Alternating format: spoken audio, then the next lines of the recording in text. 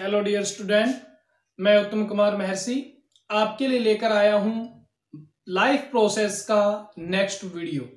इसके अंतर्गत हम देखेंगे जीवों में पोषण, न्यूट्रिशन एंड लाइव ऑर्गेनिज्म। अब यदि हम इसके अंदर देखें तो पोषण के आधार पर, न्यूट्रिशन के आधार पर हम जीवों को दो पार्ट में डिवाइड कर सकते हैं। पहला पार्ट है स्वयंपोषी। स्वयंपोषी का मतलब ऑटोट्रोफस, और दूसरे होते हैं विषमपोषी, जिनको हम बोलते हैं हेट्रोट्रोफस। यानी ऑटोट्रोफस और हेट्रोट्रोफस, स्वयंपोषी और विषमपोषी, दो भागों में हमने इनको डिवाइड कर दिया। हम सबसे पहले जो शुरू करने जा रहे हैं वो है स्वयंपोषी।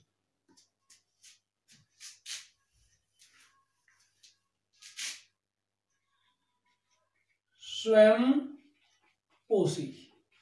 यानी ऑटोट्रोफस। हम किसे कहेंगे ऑटोट्रोफस?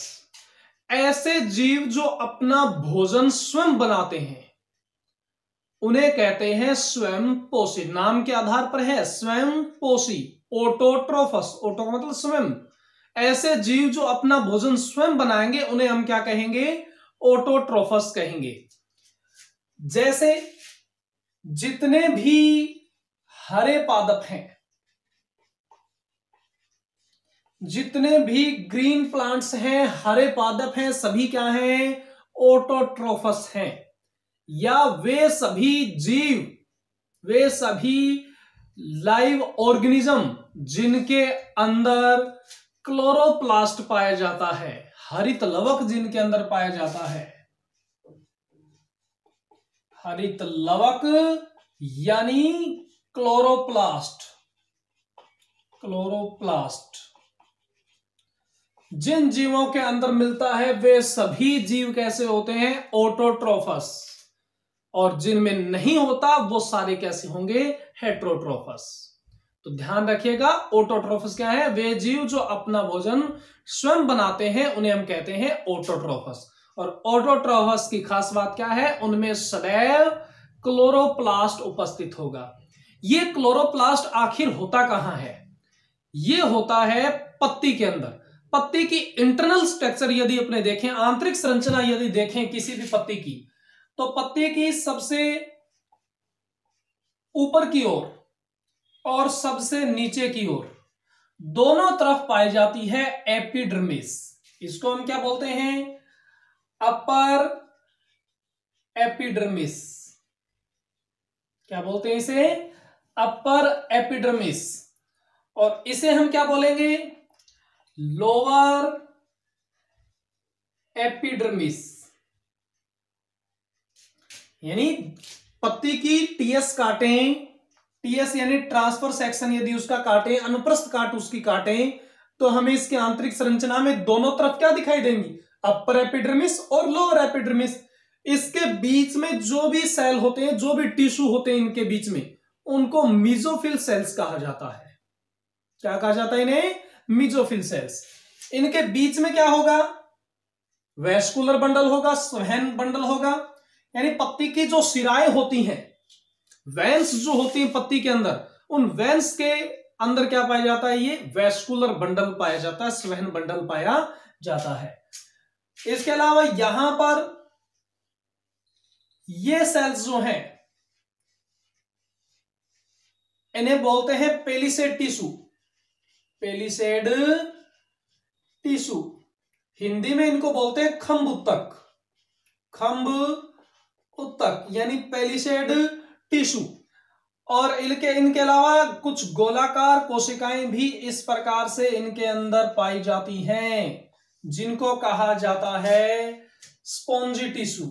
स्पॉन्जी टिश्यू यानी अपर एपिडर्मिस, लोअर एपिडर्मिस, और उसके बीच में ऊपर की तरफ क्या है? जो लंबी लंबी कोशिकाएं दिखाई दे रही है, ये क्या है? पेलिसेड टिश्यू है। और जो गोलाकार कोशिकाएं दिखाई दे रही है वो क्या है? Spongy tissue. पेलिसेड टिश्यू और स्पॉन्जी टिश्यू दोनों को सम्मिलित रूप से कहा जाता है मेसोफिल टिश्यू, यानी मध्योतक। दोनों एपिडर्मिस के बीच का है, इसलिए कह दिया मध्यो उत्तक। मीजोफिल, मीजो शब्द का अर्थ होता है मध्य, और दो पार्ट में डिवाइड है ये। ऊपर की ओर जो खंभाकार कोशिकाएं दिखाई दे रही हैं, जो स्तंभाकार हैं, लंबी लंबी कोशिकाएं दिखाई दे रही हैं, उन्हें हम कह रहे हैं खंभ उत्तक यानी पैलिसेड टिश्यू। और जो गोलाकार अनियमित कोशिकाएं दिखाई दे रही हैं, इनको हम कह रहे हैं स्पॉन्जी टिश्यू यानी स्पंजी उत्तक। और पैलिसेड टिश्यू और स्पॉन्जी टिश्यू दोनों मिलकर क्या बनाते हैं? Mesophyll tissue. इनके अंदर यानी स्पॉन्जी टिश्यू और पैलिसेड टिश्यू, कुल मिलाकर हम कहें मीजोफिल के अंदर इस प्रकार से दानेदार संरचनाओं के रूप में क्लोरोप्लास्ट दिखाई देता है। तो आपसे पूछ लिया जाए क्लोरोप्लास्ट कहां पर है, तो पत्ती की मीजोफिल कोशिकाओं में, मीजोफिल सेल्स में पाया जाता है क्लोरोप्लास्ट। और क्लोरोप्लास्ट की स्ट्रक्चर में आपको एक पहले वीडियो में करवा चुका हूं, यदि आपको नहीं आती तो उस वीडियो को देखें।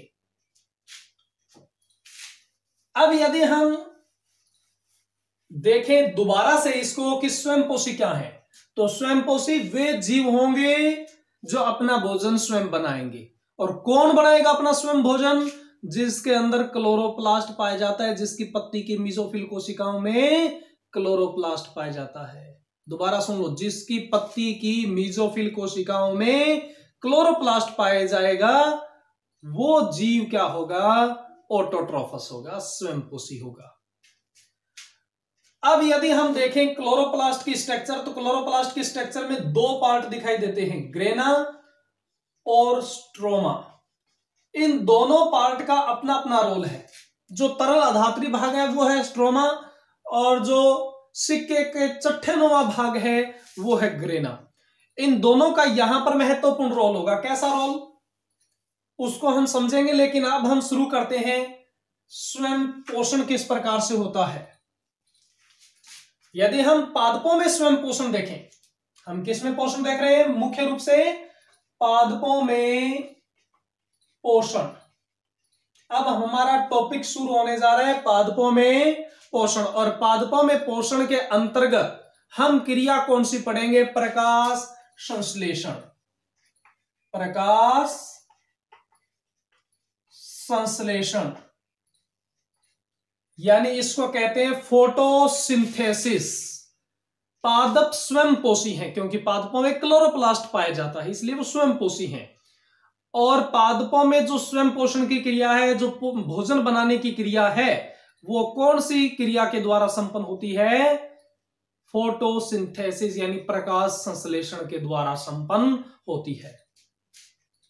तो प्रकाश संश्लेषण की यदि क्रिया हम देखें, तो प्रकाश संश्लेषण की क्रिया इस प्रकार से इस रिएक्शन के द्वारा दर्शाई जा सकती है। CO2 प्लस H2, तीर का निशान लगाएंगे, तीर के निशान के ऊपर लिख देंगे हम क्लोरोफिल। मैंने आपको जब क्लोरोप्लास्ट पढ़ाया था तब क्लोरोफिल और क्लोरोप्लास्ट में अंतर बताया था, ध्यान रखिएगा। क्लोरोप्लास्ट जो है वो ऑर्गेनेल है यानी कोशिकांग है, और क्लोरोफिल जो है वो पिगमेंट है जो कि क्लोरोप्लास्ट के भीतर पाया जाता है।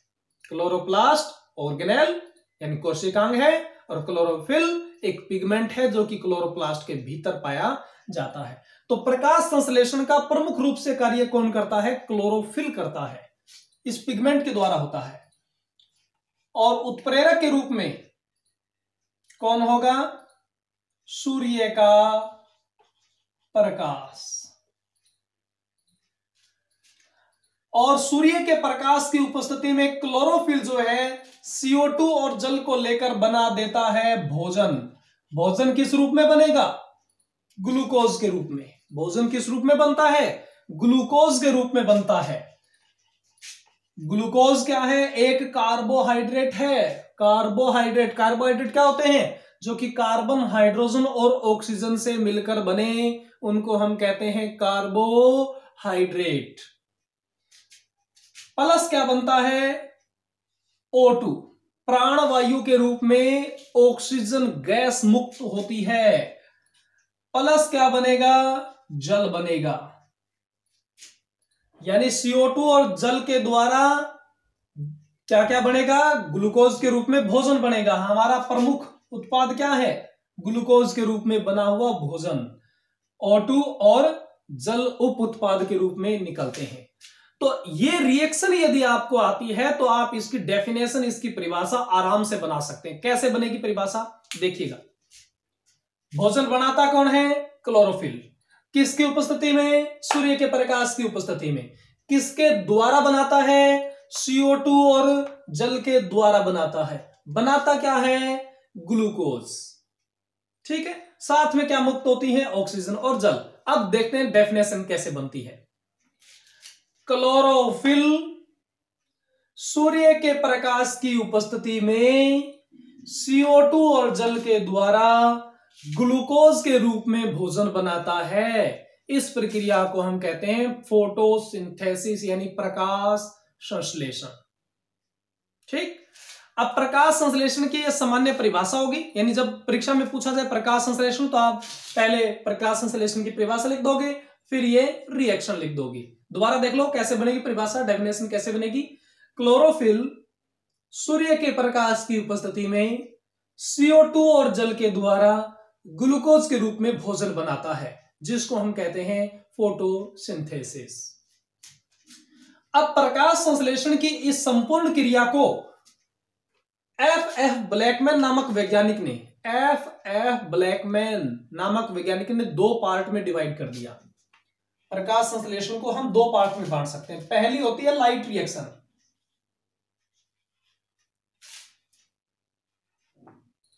और दूसरी होती है डार्क रिएक्शन। यानी इसको कहते हैं प्रकाशीय अभिक्रिया और इसको कहते हैं अप्रकाशीय अभिक्रिया। F.F. ब्लैकमैन नामक वैज्ञानिक ने बताया कि प्रकाश संश्लेषण के लिए सूर्य का प्रकाश और अंधकार दोनों आवश्यक होते हैं। पहला चरण होता है प्रकाशीय अभिक्रिया और दूसरा चरण होता है अप्रकाशीय अभिक्रिया। प्रकाशीय अभिक्रिया जो संपन्न होती है वो ग्रेना में संपन्न होती है, क्लोरोप्लास्ट के ग्रेना में संपन्न होती है प्रकाशीय अभिक्रिया, और अप्रकाशीय अभिक्रिया संपन्न होती है क्लोरोप्लास्ट के स्ट्रोमा में। अप्रकाशीय अभिक्रिया क्लोरोप्लास्ट के स्ट्रोमा में और प्रकाशीय अभिक्रिया क्लोरोप्लास्ट के ग्रेना में संपन्न होती है।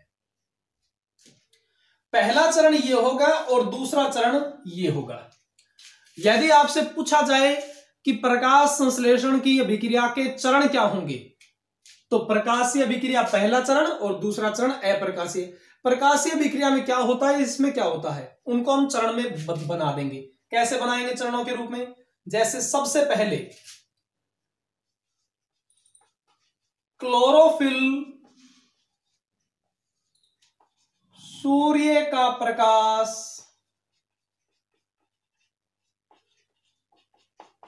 अवशोषित करता है। सबसे पहला चरण क्या होगा? क्लोरोप्लास्ट के भीतर जो पिगमेंट है क्लोरोफिल, हरे रंग का पिगमेंट क्लोरोफिल, वो क्या करता है? सूर्य के प्रकाश को अवशोषित कर लेता है। उसके पश्चात क्या होगा? फास्फोरिलीकरण होगा।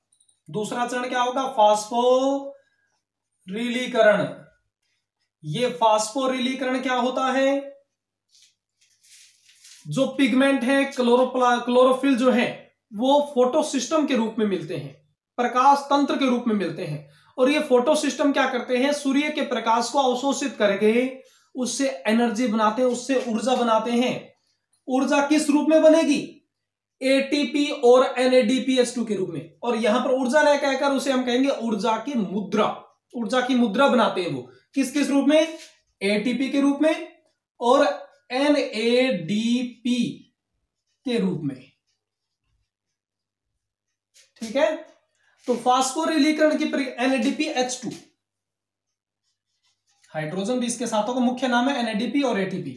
ATP का पूरा नाम होता है एडिनोसिन ट्राइफॉस्फेट और NADP का पूरा नाम होता है निकोटिनेमाइड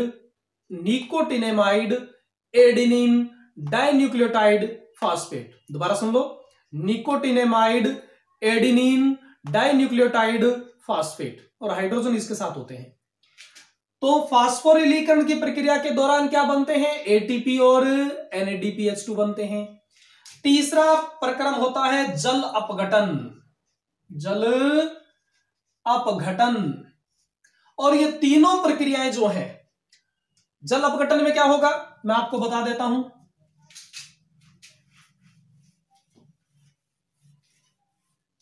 जल अपघटन में H2O जो है वो H प्लस O2 के रूप में टूट जाएगा। किस किस के रूप में टूट जाएगा? हाइड्रोजन और ऑक्सीजन के रूप में टूट जाएगा। जल अपघटन यानी जल का अणु टूट जाएगा हाइड्रोजन आयन और ऑक्सीजन में, और ये वही ऑक्सीजन है जो प्रकाश संश्लेषण के दौरान मुक्त होती है। अब आपसे यदि पूछ लिया जाए कि प्रकाश संश्लेषण के दौरान मुक्त होने वाली O2 कहां से आती है, तो हम कहेंगे जल अपघटन से। और ये तीनों क्रियाएं नाम सुन लीजिए दोबारा। सबसे पहला स्टेप क्लोरोफिल के द्वारा सूर्य का प्रकाश अवशोषित करना। पहला चरण क्लोरोफिल के द्वारा सूर्य का प्रकाश अवशोषित करना। दूसरा फास्फोरिलीकरण, जिसके दौरान क्या होते हैं? एटीपी और NADPH2 बनते हैं। और तीसरा चरण जल अपघटन। ये तीनों क्रियाएं किसके अंतर्गत आती हैं? प्रकाशीय अभिक्रिया के अंतर्गत आती हैं। तीनों किसके अंतर्गत आती हैं? प्रकाशीय अभिक्रिया। और ये प्रकाशीय अभिक्रिया कहां पर संपन्न होती है? ग्रेना में संपन्न होती है। और ग्रेना किस में होते हैं? क्लोरोप्लास्ट में होते हैं। तो पहले ये तीनों चरण होंगे, दोबारा सुनो। क्लोरोफिल द्वारा सूर्य का प्रकाश अवशोषित करना, दूसरा फास्फोरिलीकरण के द्वारा एटीपी और NADPH2 बनाना, तीसरा चरण जल अपघटन होना। तीनों प्रकाशीय चरण है जो कि ग्रेना में होंगे। चौथा चरण जो होगा वो अप्रकाशीय अभिक्रिया में होगा। चौथा चरण क्या होगा? भोजन निर्माण करना। भोजन निर्माण करना, और भोजन निर्माण जो होता है वो दो चक्रों के द्वारा संपन्न होता है, जिन्हें कहते हैं C3 चक्र और C4 चक्र। ये बड़ी क्लासों की प्रोसेस है कि जो प्रकाशीय अभिक्रिया के दौरान फास्फोरिलीकरण के अंतर्गत एटीपी और NADPH2 बने हैं, ये ऊर्जा की मुद्रा क्या करती हैं? C3 और C4 चक्र के द्वारा भोजन बना लेती हैं। आप इतना ध्यान रखो कि C3 और C4 चक्र किसके अंतर्गत आते हैं? अप्रकाशीय अभिक्रिया के अंतर्गत आते हैं। और अप्रकाशीय अभिक्रिया कहां संपन्न होती है? क्लोरोप्लास्ट के स्ट्रोमा में संपन्न होती है।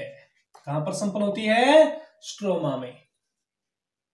तो प्रकाश संश्लेषण क्या है? दोबारा से सारा सिस्टम समझ लीजिए।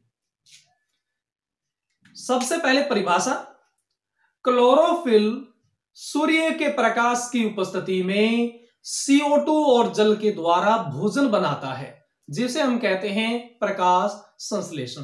प्रकाश संश्लेषण की क्रिया क्लोरोप्लास्ट के अंदर संपन्न होती है, और इस क्रिया को F ब्लैकमैन ने दो चरणों में बांट दिया, प्रकाशीय अभिक्रिया और अप्रकाशीय अभिक्रिया।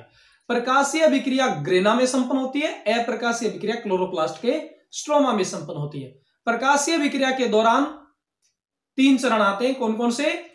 सबसे पहले क्लोरोफिल के द्वारा सूर्य का प्रकाश अवशोषित करना, दूसरा चरण होता है फास्फोरिलीकरण के द्वारा एटीपी और NADPH2 बनाना, और तीसरा चरण जल अपघटन होना, और उस जल अपघटन के दौरान ऑक्सीजन गैस मुक्त होती है। चौथा चरण स्ट्रोमा में संपन्न होता है, जो कि अप्रकाशीय अभिक्रिया है, और इसके अंतर्गत C3 और C4 चक्र के द्वारा भोजन का निर्माण किया जाता है। तो यह प्रक्रिया संपन्न हुई प्रकाश संश्लेषण की। अब आपसे पूछा जाए कि मरुस्थलीय पौधों में प्रकाश संश्लेषण कैसे होता है, तो मरुस्थलीय पौधों में थोड़ी सी विशेषताएं अलग हैं। हम किस में देख रहे हैं? मरुस्थलीय पादपों में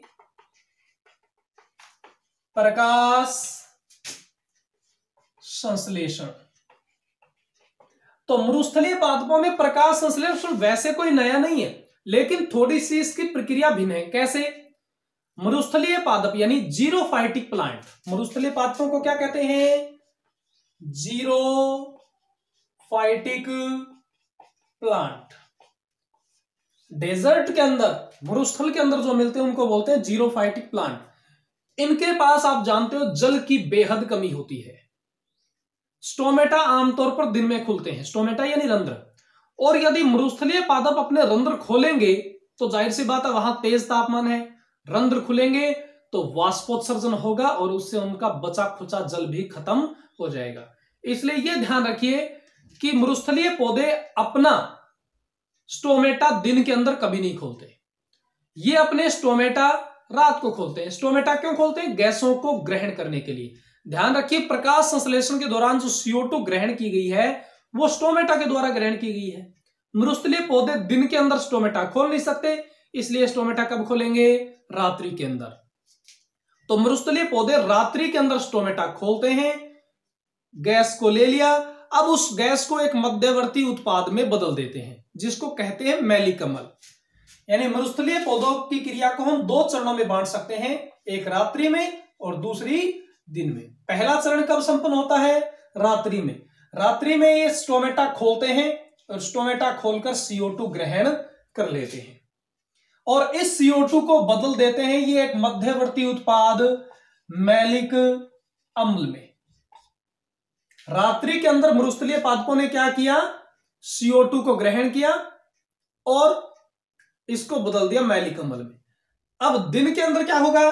दिन के अंदर चूंकि तेज धूप आएगी इसलिए तुरंत ही अपने स्टोमेटा को बंद कर देंगे, किसी भी कीमत पर स्टोमेटा नहीं खोलेंगे, क्योंकि खोलेंगे स्टोमेटा तो जाहिर सी बात है इनके भीतर जो जल है वो उड़ जाएगा। अब ये क्या करेंगे? जो ये मैलिक अम्ल बना है रात्रि के अंदर, इस मैलिक अम्ल को सूर्य का प्रकाश लेकर, प्रकाश पत्ती की तह के द्वारा लिया जाता है न कि स्टोमेटा के द्वारा। तो पत्ती क्या करेगी? प्रकाश को लेगी, सूर्य के प्रकाश को लिया और इस मैलिक अम्ल को किसमें बदल देगी? ग्लूकोज में। यानी दिन के अंदर क्या होगा? मैलिक अम्ल सूर्य के प्रकाश द्वारा, सूर्य का प्रकाश के द्वारा किसमें बदल जाएगा? ग्लूकोज में बदल जाएगा। तो यह है मरुस्थलीय पौधों में प्रकाश संश्लेषण। अब मैं आपको वो क्रिया एक बार दोबारा बताता हूं प्रकाश संश्लेषण की। ये मरुस्थलीय पादपों में दो स्टेप है, रात्रि के अंदर और दिन के अंदर। अब प्रकाश संश्लेषण की समीकरण को एक बार फिर से देखते हैं। CO2 प्लस H2O, यहां पर क्या था? क्लोरोफिल था, क्लोरोफिल। यहां क्या था? सूर्य का प्रकाश। यहां क्या बना था? भोजन बना था, प्लस O2 गैस मुक्त हुई थी, प्लस H2O मुक्त हुआ था। ये थी रिएक्शन अपनी। ध्यान रखिए CO2 किसके द्वारा ग्रहण की जाती है? स्टोमेटा के द्वारा। जल किसके द्वारा ग्रहण किया जाता है? पादप की जड़ों में उपस्थित मूल रोम के द्वारा, रूट हेयर के द्वारा जल को ग्रहण किया जाता है। भोजन बनता कहां पर है? पत्ती के अंदर। कहां पर बनता है भोजन? पत्ती के अंदर। तो ध्यान रखिएगा यहां पर हम दो स्टेप देख रहे हैं।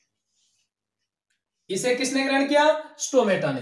तो ये स्टोमेटा या रंध्र होते कैसे हैं? रंध्र की स्ट्रक्चर पूछी जा सकती है, पूछा भी गया बोर्ड की परीक्षाओं में कि खुले स्टोमेटा और बंद स्टोमेटा का चित्र बनाइए।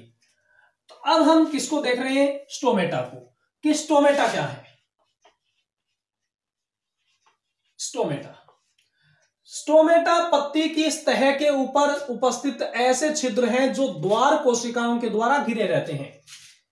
यानी इस प्रकार से किडनी के शेप में, किडनी इस प्रकार की होती है, किडनी की शेप वाली दो द्वार कोशिकाएं पाई जाती हैं। इन्हें किडनी की शेप वाले कह सकते हो, या सेम के बीज जैसी। सेम एक पादप है जिसके बीज इसी आकृति के होते हैं और हमारी किडनी भी इसी आकृति की होती है। इनके अंदर इनका केंद्रक हो गया, न्यूक्लियस हो गया। इनके अलावा इनके अंदर क्या मिलेगा? क्लोरोप्लास्ट मिलेगा। तो ये है गार्ड सेल, गार्ड सेल यानी द्वार कोशिकाएं। और इनके अंदर जो दिखाई दे रहा है ये क्या है? स्टोमेटा है, या जिसको आप छिद्र कह सकते हो, जिसे आप रंध्र कह सकते हो।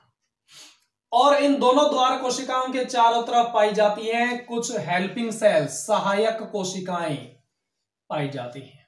बस ये हो गया स्टोमेटा का चित्र। तो एक स्टोमेटा या छिद्र जो है वो दो द्वार कोशिकाओं से घिरा रहता है, दो गार्ड सेल से घिरा रहता है। गार्ड सेल से घिरा रहने के कारण ये बंद भी हो सकता है आवश्यकता अनुसार, और आवश्यकता अनुसार खुल भी सकता है। हम फटाफट देख लेते हैं कैसे ये खुलता है, कैसे ये बंद होता है, लेकिन इससे पहले इनकी स्ट्रक्चर जान लेनी जरूरी है। ये गार्ड सेल जो है इनकी भीतरी सतह मोटी होती है। गार्ड सेल की भीतरी सतह कैसी होती है? मोटी होती है, जबकि प्रीवियस जो संरचना है मार्जिनल पार्ट जो है इसका पतला होता है। यानी गार्ड सेल का भीतरी भाग जो रंध्र की तरफ है, केंद्र की तरफ है, सेंटर की तरफ है, वो है मोटा, और बाहर वाला भाग क्या है? पतला।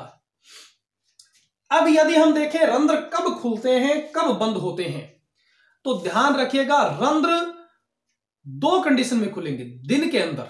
आमतौर पर मरुस्थलीय अपवाद हैं, उनको छोड़ दो। रंध्र कब खुलते हैं? दिन में। रंध्र का खुलना कब होता है? दिन में।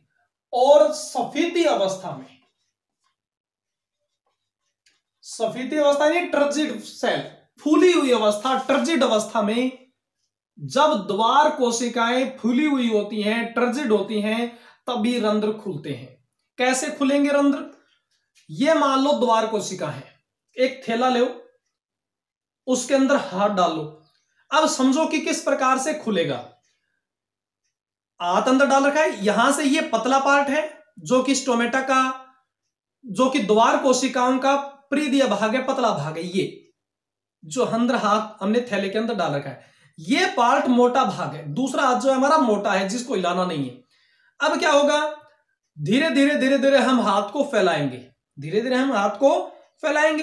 तो जो थैला है, इस हाथ को यदि हम फैला रहे हैं तो थैले पर खिंचाव पड़ेगा, ऐसे खिंचाव पड़ेगा दोनों तरफ से। तो इस प्रकार से जब ये फैलेगा, खिंचाव पड़ेगा। खिंचाव किसके ऊपर पड़ेगा? इसके ऊपर। ऐसे देख लो, थैले के अंदर हाथ डालो और इस हाथ को ऐसे फैलाओ, तो थैली इसको खींचेगी, और खींचेगी तो मोटा भाग अपने आप दूर हटेगा। यहां पर देखो, अब ये पतला पार्ट था, पतला पार्ट हटेगा। मैंने कहा है रंध्र कब खुलते हैं, स्टोमेटा कब खुलते हैं? जब द्वार कोशिकाएं सफेद अवस्था में हो। जब ये फूलेंगी तो प्रीदिय भाग खींचेगा, इस मोटे भाग को प्रीदिय भाग, पतला भाग खींचेगा और रंध्र खुल जाएगा। दोबारा सुन लो, जब द्वार कोशिकाएं सफेद अवस्था में आएंगी तब रंध्र खुलते हैं। सफेद अवस्था में आने पर क्या होता है? द्वार कोशिकाओं का प्रीदिय भाग जब फूलता है तो एक खिंचाव उत्पन्न करता है, और ये खिंचाव कहां पर लगता है? इस भीतरी मोटे भाग पर लगता है, और जब खिंचाव लगेगा तो ये भाग ऐसे खुल जाएगा। ठीक। और इसके ठीक विपरीत क्रिया होगी जब रंध्र बंद होंगे। रंध्र कब बंद होंगे? रात्रि के अंदर। या कब बंद होंगे? जब द्वार कोशिकाओं में जल की कमी होगी। द्वार कोशिकाओं में जब जल की कमी होती है तो कैसी अवस्था आ जाती है? सलथ अवस्था आ जाती है, जिसको बोलते हैं फ्लैसिड।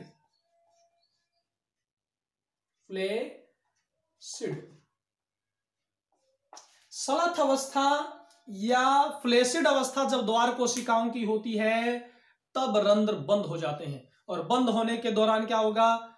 जो प्रीदिय भाग है वो सिकुड़ेगा, ढीला पड़ेगा, तो जो तनाव मोटे भाग पे लग रहा था वो तनाव या खिंचाव हट जाएगा, और मोटा भाग क्या करेगा? भीतर की ओर जाकर रंध्रों को बंद कर देगा। तो ध्यान रखिएगा, रंध्र कब खुलते हैं, कब बंद होते हैं, रंध्र का चित्र सभी इंपॉर्टेंट है। और एक रंध्र या छिद्र कितनी द्वार कोशिकाओं, कितनी गार्ड सेल से घिरा रहता है? 2। तो बस इस वीडियो में इतना ही, बाकी और अगले वीडियो में। धन्यवाद।